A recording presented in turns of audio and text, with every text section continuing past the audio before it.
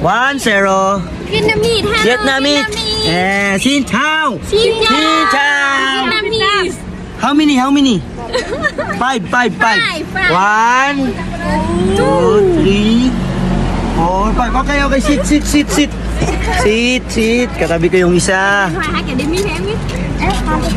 Okay. Yan na, upo ka na. Tabi kami ha. Pilipina. Vietnam. Xin chào. Tatlo sila Okay. 2 service. Xin chào. I love Vietnam, Ho Chi Minh, Saigon. I love Vietnam.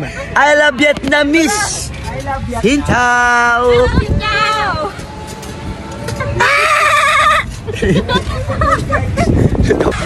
Kakakbay na to. So tako na siya. Kakakbay na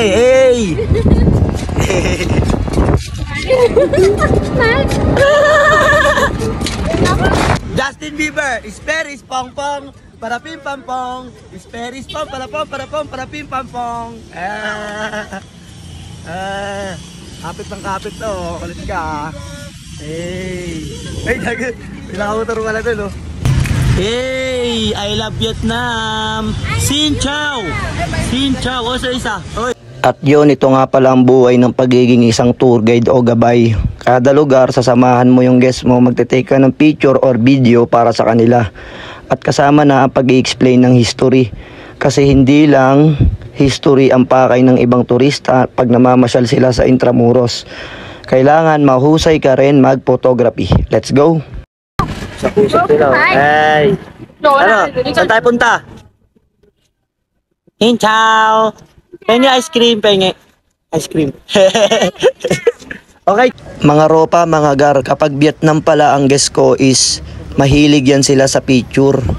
So, inaral ko ang pagdi-DIY na picture sa loob ng Intramuros kung ano ang pinakamagandang view pag kinuhanan sila para solve yung mga customer na bumibisita sa atin.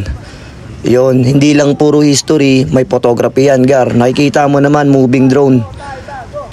Pang finals yan. Kahit sa modalin yan, basta Justin Bieber ang photographer mo, mabisa yan, gar. Tignan mo, tawa ng tawa si ate, Let's go! Very good tour! Ma'am, very good tour. Very good tour. Very good tour. Yeah. Good photo. Good photo. At yun, kung napapansin nyo, ilang beses ako nagtatanong kasi hindi sila ganong magaling mag-English, kaya binigay ko na lang yung best ko sa pagpo-photography. Salamat mga gar.